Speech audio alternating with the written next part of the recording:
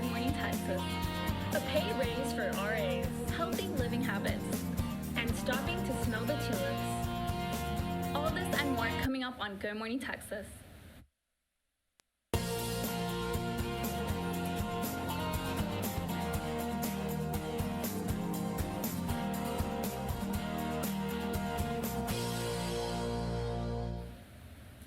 Good Morning Texas for Wednesday, March 4th. I'm Stephanie Molina. And I'm Andrea Muniz. Thanks for joining us this morning. So how's your week been? It's okay. Just this morning, I was thrown off by the weather. I was not expecting the rain. The light sprinkle really caught me this morning. Yeah, and I did my hair for the show, and it actually went down because of it, but it's fine. That was great. Yeah, thank you. Yeah. So let's get into this week's trending topics.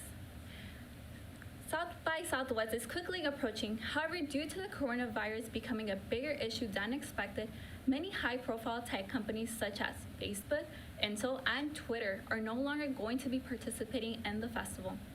Twitter announced a company-wide non-essential travel ban over the weekend, which led to the cancellation of CEO Jack Dorsey, who was the featured keynote speaker for the tech conference. I know a lot of people were looking forward for that.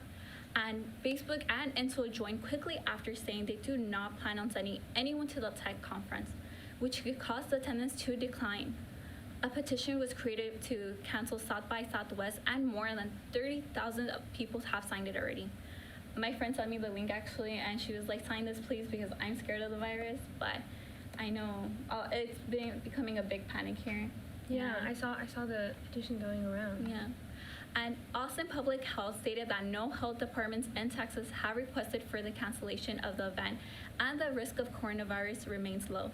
Organizers plan to continue move forward with South by, but it is something many people in Austin are keeping their eyes, as it is a huge impact on the local business. Yeah, I did not, because it's my first year here in Austin, I did not know how big South by Southwest is, and I know it is a big part of the economy here. Yeah. It's such a big event because it's not just like film and music, it's also like business panels, gaming. Yeah, it's such a big thing. But I'm planning on volunteering still, so it's going to be interesting to see what happens with coronavirus and all the What's going to go on for the next 2 weeks? Yeah.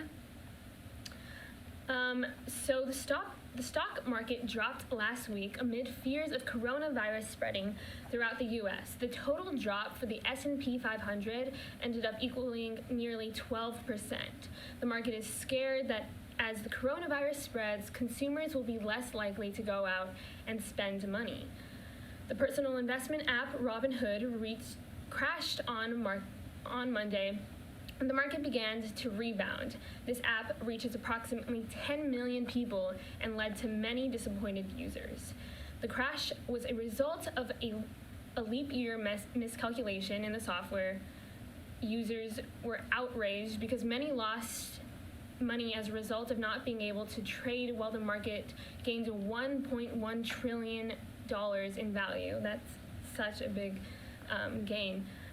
But Robinhood has since notified its users that their accounts and personal information were not breached, which is great information, but they have also compensated some affected customers with billing credits and 3 months of free service. I mean, that must be terrible news to wake up to, knowing that the stock market stopped for a while. People are outraged, and I think I would be too, honestly. But honestly, I forgot about the leap year too as well. So yeah, I can see why it happened. Yeah, but I feel like they have a really big responsibility to the users, but we'll see how it goes on. Yeah. But now for more outrageous news, Megan Thee Stallion is suing entertainment label 1501, claiming that they've had restricted terms and refused to negotiate her contract. 1501 Entertainment currently takes 60% of her recording income, 30% of her touring income, and 30% of her merchandise money, which is a lot of money for an upcoming artist. The rapper states that when she signed with her new label, Roc Nation, she got better management and lawyers. Once Megan came forward with wanting to renegotiate her contract with 1501 Entertainment, their relationship became sour to the point of not allowing her to release new music. The 25-year-old retweeted hashtag Free Meg and hashtag Free the Stallion to let her fans know what is going on with her label. I saw this tweet on the timeline when it happened, so I was very worried of what was going on because I did realize that she was not taking on new music as she usually does. And I just hope that she's okay mentally as well, because I know it does take a lot of the... Just take a toll on you. Yeah. But for now, the Harris County judge granted Megan Thee Stallion a temporary restraining order that will allow her to release new music starting March 6th. So look out for new music on the way from the Houston Hottie. I know I'm excited for that. Yeah, you're a big Megan Thee Stallion Yes. fan. But let's check in with Mason for this week's forecast. Mason? Thanks, Stephanie. Well, Longhorns, pack your umbrellas because this Wednesday's weather is wet and rainy. On the bright side, we have a warm, sunny weekend to look forward to. This morning, we have an 80% chance of rain with a high of 67 and a low of 47. But the skies will clear up by this evening. Thursday will be much drier with mostly sunny skies and a high of 69 and a low of 44. Both Friday and Saturday will be perfect for some Austin rodeo festivities and barbecue because there will be sunny skies. Friday, the high is in the 60s with a low in the 40s. Saturday's temperature will stay in the high 60s and fall to the mid-50s going into the night. Sunday could bring some early spring showers with a 30% chance of rain. The high is expected to be in the 70s and a low in the 60s. While the rain is nice, I can't wait for some sunny skies. That's it from me from the Weather Center. I'm Mason Carroll. Thanks, Mason. Don't go anywhere. We'll have more Good Morning Texas when we get back.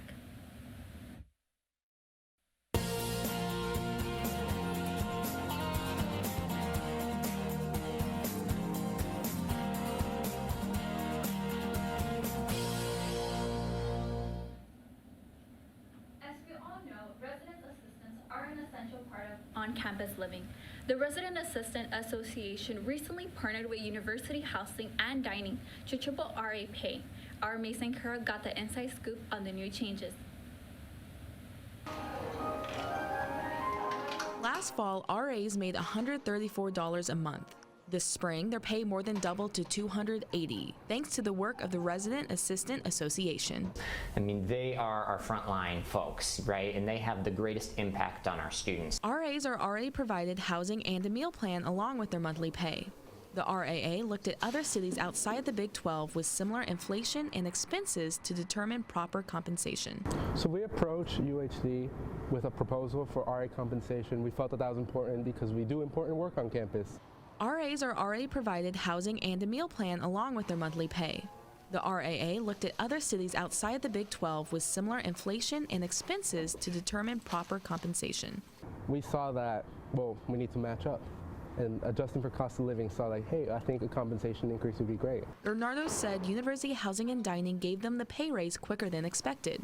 Next fall, RAs will receive $434 a month. And so for us, we wanted to make sure that they could really focus on thriving as both a student and an RA. And so we wanted to make sure that the pay package, accurately reflected what we were asking them to do and how that fit into their life as a student and a student leader. The RAA is hoping for a reoccurring discussion every 2 years about compensation, but they are satisfied with the changes made so far. Within our proposal, we talked about that, how we need to address that RA is not just the only thing we do, and we should be compensated as so. And yeah, so we saw this increase, and we're very happy with it. Mason Carroll, Good Morning Texas.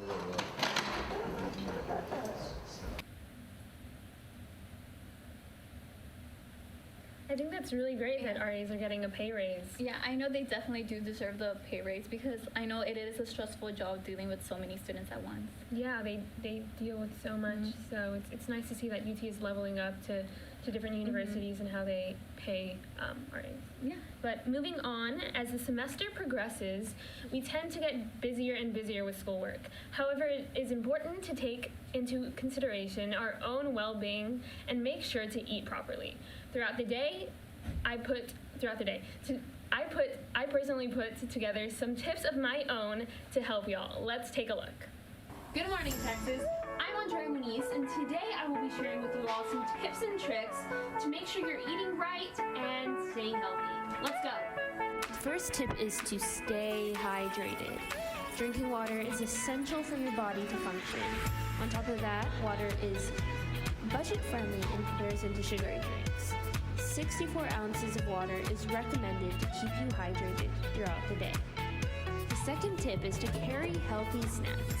This will help to keep you on track for eating healthy rather than going to a vending machine or getting fast food when you get hungry throughout the day. Some healthy snacks that you can carry in your bag as you head to school or work are apples, baby carrots, bananas, celery, and granola bars.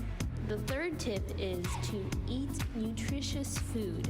Eating vegetables and fruits are essential to providing your body with the vitamins and nutrients it needs to stay healthy. The more color on your plate, the better. There are so many different kinds of vegetables to try and a variety of ways to eat them. Swap sugary desserts for fruit and satisfy your cravings with natural sugar. Build a healthy plate and stay happy and healthy. With Good Morning Texas, I'm Andrea Muniz.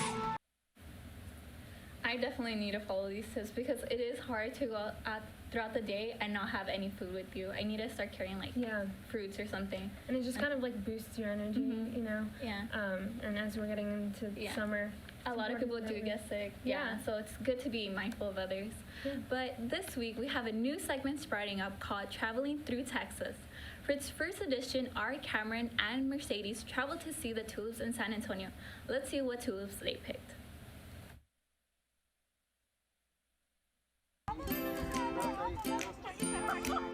Hi, and welcome to Traveling Through Texas. Today we'll be going to Texas Tulips right outside of San Antonio. We're gonna pick like a bunch of flowers we just got here, and there's like so many like pretty flowers, so like I'm pretty excited. And this is open like this past February, so we're going to check it out. It took a total of an hour and a half to drive out to San Antonio. And the entry fee was only $5, and to pick each flower was $2.50. There's so many kinds of flowers there. There were some flowers that had like some fringe texture going on the end of the petals, and some had like more than 2 colors.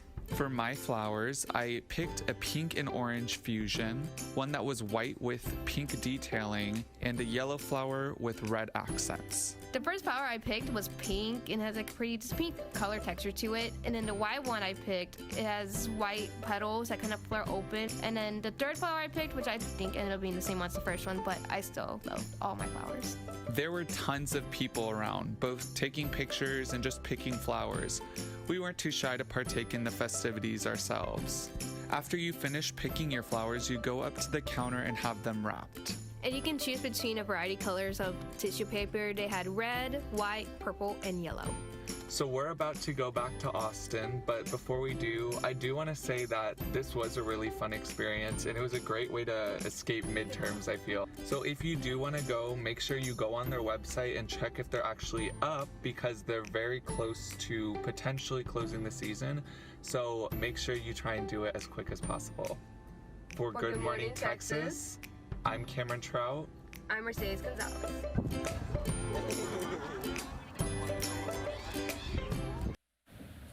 Those flowers were really pretty. I did not know that it was $5 to entry. Yeah, I think that's so cool. I really want to go now. That's Yeah. like it's so cool to like go through the field and pick And the flowers are really cheap too, Yeah. $2.50. We definitely need to go there.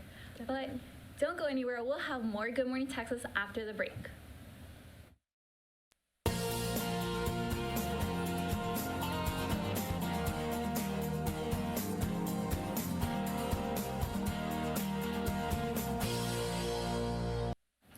Welcome back to Good Morning Texas. Being healthy can be a challenge, especially if you are picky, but that's not the case for everyone. Mason Carroll and J1U have brought some of their favorite healthy products on this week's segment of Producers Picked.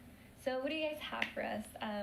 Mason? Yeah, I can go first. So I think one of the most important things to being healthy in general, like health can mean so much more than just your body, like mental state, you know, how you're feeling about yourself, along with healthy eating and exercising. And I think a big part of that self-care and health is learning to love yourself for who you are and everything like that. And so one thing I picked up actually right before Christmas break was this book. It's called 52 Ways to Love Your Body, and I just think it's amazing, and it's great because you can read a chapter a week. And so even, you know, if it's not this book, just like taking time out of your week to just sit down, learn, you know, like to love yourself, to be okay for yourself, and just, you know, like you're a boss, you know, I think is great and so important to health overall. Yeah, I mean, I think this book actually does, like, it's a good for, like, once a week. Like, it's good.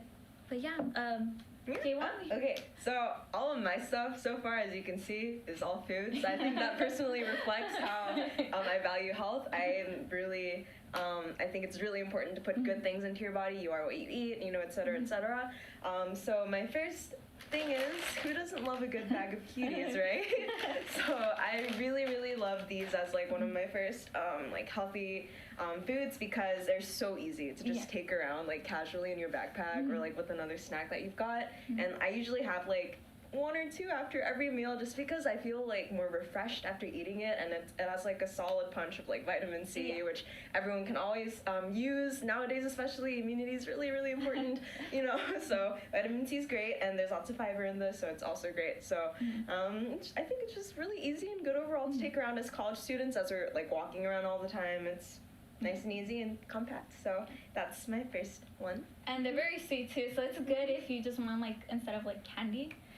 But Mason, what else do you have for us? Yeah, so my second thing is skincare, which I think is also super important. So I have a rose quartz roller, and so this is also something new I've gotten recently. And so it's one of these things where I like to do in the morning, like I actually did it this morning because it's so early. I felt so tired and so like puffy around my eyes, and so I ended up like I'll put this in the freezer for 5 minutes before I like get ready to do my makeup, and I'll put some moisturizer on my face and then use it like around my eyes, on my cheeks, and it helps with wrinkles. And this is also, they have rose quartz and jade and a bunch of other crystals, and I chose this one because it's like self-love and softness and treat yourself, and it's just a really nice thing that takes a few extra minutes to add into your morning routine that's, you know, good for your skin and your overall health. So Yeah, I actually do use this as well, so it is very helpful when you have like puffy face. But Okay, so my second one are blueberries. So these I love because you can put them in any kind of like sweet form, in my opinion. I haven't tried savory blueberries yet, but you know, you can put it in a smoothie, you can put it in your pancakes, you can put it in your cereal or your oatmeal or whatnot. So it's just really versatile, so that's great. And they're also a nice pack of antioxidants, which is always like great to just take in all the time. So I think I have like blueberries every week just because like it's just a part of my lifestyle to have. So that's my second pick. I mean, it's a big, like you could do many things with that. It's a big variety. But Mason, what else can you show us? So my third thing I brought is vegan mac and cheese. I'm trying to go pescatarian. I think that's really important, and just kind of getting like less meat in your diet. Yeah. Amazing. Okay. Lastly, can you show us? Lastly, so literally it's like a pack of garlic, and it's just great for immunity as well, but that's my last one. Okay, don't go anywhere. We'll have more Good Morning Texas after the break. Welcome back to Good Morning Texas. I'm joined today by Tower Talks' producer, Walton Gray Martin. Good morning, Walton. How are you today? Pretty good. Thank you for having me on this morning. Yeah, thank you for being here. So Super Tuesday was yesterday. What are some takeaways? Well, one of the biggest things is that Bernie Sanders is not the clear candidate that the Democratic Party, or many in the Democratic Party, were hoping for. Now we have 2 candidates that have taken the lead, Biden and Bernie. Biden sits at about 450 delegates, while Bernie sits at around 380 delegates yesterday after Super Tuesday. And what's really interesting is that Biden actually came back and and swept the South, and really had a comeback that many people were not thinking was going to happen. Right now, he has won about 9 states, while Bernie's won about 3 states of the total 14 states that were up for grabs on Super Tuesday, with 2 still being contested. One's likely to go to Biden, and the other, being California, is likely to go to Bernie. So we really see that Biden swept the South, and that has become a 2-candidate race. Candidates like Elizabeth Warren and Michael Bloomberg didn't play that large of a role, other than splitting votes and taking votes away from the main candidates like Biden and Bernie. But really, it's going to come down to those 2 candidates, and we'll just have to see. But Bernie is not the clear candidate that many thought he'd become. Yeah. So were there any other upsets that happened yesterday? Well, overall, I think within the national scene, I think the biggest upset is Bernie not being that clear candidate. But if we look at Texas, there are a few other upsets. For instance, just in general, the biggest upset was actually a railroad commissioner. The incumbent lost to Jim Wright. And that's going to be a very big deal because Railroad Commissioner deals a lot with the way oil is regulated within Texas. And then just overall nationally, it's that massive movement that we're not seeing on Bernie's side, that massive blue wave that he is hoping for. Just nothing has really pushed him to that front lead, which is the biggest upset, I'd say. Right. So yesterday had the highest voter turnout. So do you think that will continue into the elections in November? Well, I sure hope so, and I think there's two things that we have to remember when we're looking at this voter turnout. First of all, we're mainly looking at Democratic voter turnout because they're more likely to vote this time around, this primary election, because they're picking the president, or they're picking their nominee for president, while Trump is going to be the Republican nominee. So what we need to remember is first we need to compare Democrats to the midterm levels, and yes, there's much higher voter turnout among Democrats than there were in the midterm levels than in 2016. I believe it's almost double that of 2016, which is very, very important. But we have to remember is that this is offset by the fact that not as many Republicans are voting. However, that doesn't necessarily mean that Republicans aren't going to come out and vote in November. It's all going to be about which candidate energizes their base more and which can effectively create a voter turnout campaign. And really, I think it's going to be high voter turnout on both sides. I think both sides are very riled up and ready to go. And I think we'll see some record-breaking numbers in November as well. Okay. So Pete Buttigieg and Amy Klobuchar both dropped out last Sunday and Monday respectively. How do you think this influenced yesterday's results? Well, I think this was really important, and I think you have to look at the candidates who stayed in the race to understand just the impact that it had. So Burnett and Biden, excuse me, not Biden. They're the two front-running candidates. But they have two other candidates who are kind of splitting their vote. Most notably Bloomberg for Biden and Warren for Sanders. If those candidates had not left Buttigieg and Klobuchar, that means they would have further split Biden's more centrist, more middle of the road than as far left as Bernie's approach. They would have split that ballot, causing really no clear winner when it comes to the more centrist movement within the Democratic Party. So likely we would have seen a Bernie push and much more support for him. So I think that's the biggest impact that we saw. It gave Biden a clear, not necessarily victory, but a path to victory. So have there been any problems with reporting numbers? Mostly just long lines and a few problems in a few places, but nothing too big. Okay, well, thank you for being here, Of course. and thank you for tuning in. For more GMTX throughout the week, you can follow us on Twitter and Instagram at Good Morning TX. Thanks for watching, and from all of us here at GMTX, have a wonderful Wednesday.